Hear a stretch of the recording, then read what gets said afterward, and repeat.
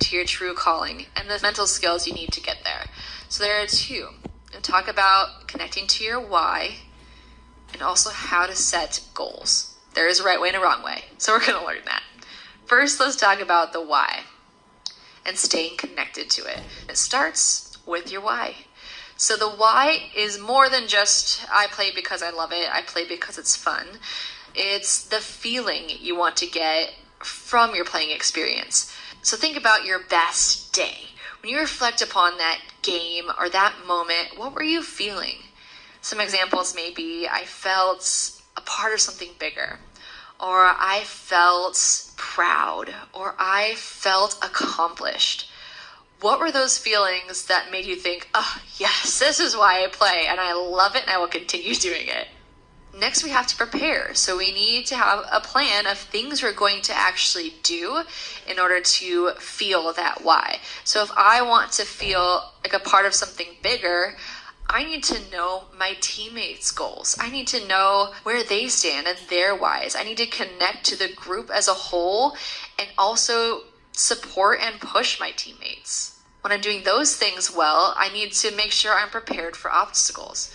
There are obstacles every day. There's things like winning, losing, injuries, weather. There are so many things that can get in our way. A lot of times though, when we hit these obstacles, we make the mistake of going back to preparing. But then we get stuck in this cycle of, okay, I'm just going to work harder. It didn't work. So let me try something new. It still didn't work. Now I'm frustrated. Let me see if I can do something different now. And we get in that cycle. And I think this is the cause of slumps. I think slumps are avoidable. If we don't get stuck in this process right here, we can move on from a mistake, from a bad day, even a bad week, and not even worry that it's a slump. It was just a down moment. So if we, instead of doing all that, revisit our why, then we can get clear and get perspective so that we can start the process over again. So an example, maybe your why was to feel accomplished and you're just not succeeding on the field. You haven't gotten on base in 3 games. You haven't won a game as a pitcher in 3 games. These things are tough and frustrating. But if you go back to your why, okay, I want to feel accomplished. How can I feel accomplished? Oh, I need to work on this. If you relate back to that and revisit, that's how you're going to really continue through the cycle.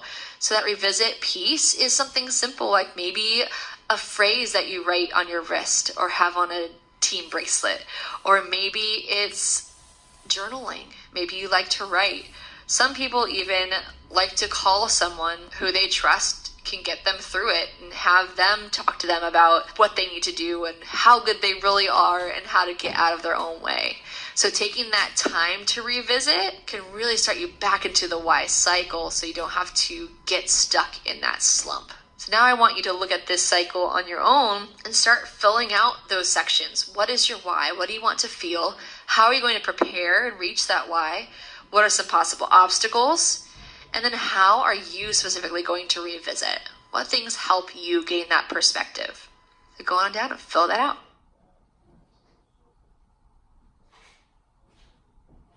The next piece is goal setting. I'm calling it goal setting 101. So yes, there is a right and wrong way to set goals. So everyone, I think by now has heard of SMART goals. I have a slight variation at the end, you'll see. S is for specific. Like for pitchers, I want an ERA below 1. An example of not specific is, I want to pitch well. Okay, what does that mean? Measurable, having a specific number, not I want to get on base a lot and have a high on base percentage, but I want to get on base 2 times per game. A is for action oriented. So a lot of times we start with, I don't want to make any more errors. Instead, flip that to the positive action of stay down on the ball. R is realistic.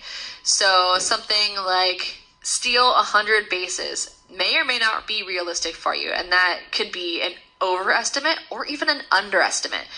The way you know if it's a good realistic goal is if you exceed that number and you're not surprised, or if you fall just short, you're not disappointed. That's a good realistic goal that's going to push you, yet also not set you up for failure.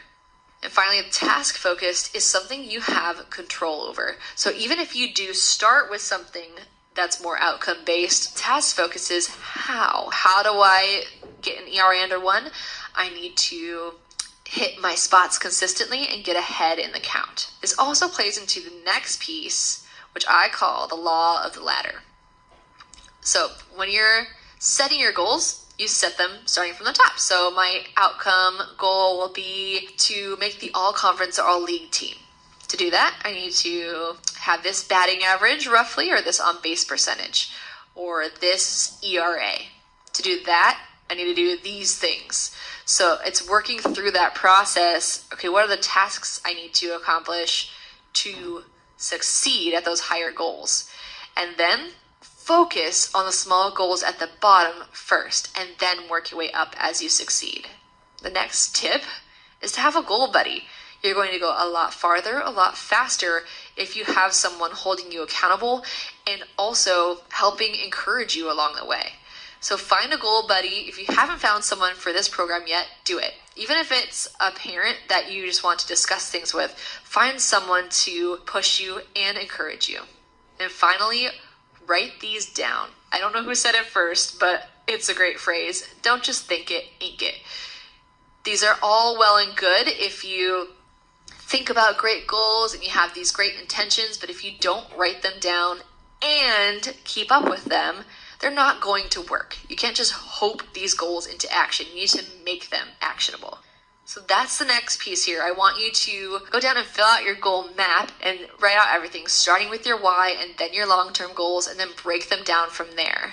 And then at the bottom, you're going to write in your check-in dates so that you plan ahead, put it in your calendar in your phone to check on these goals. Make sure you're reaching for them. Make sure you're focusing on the right things and adjust if necessary, whether you need to make the goal a little bit lower for now or make a smaller goal in between, or you need to jack those goals even higher because you're excelling and exceeding your expectations. So for that one. So go down and fill that one out next.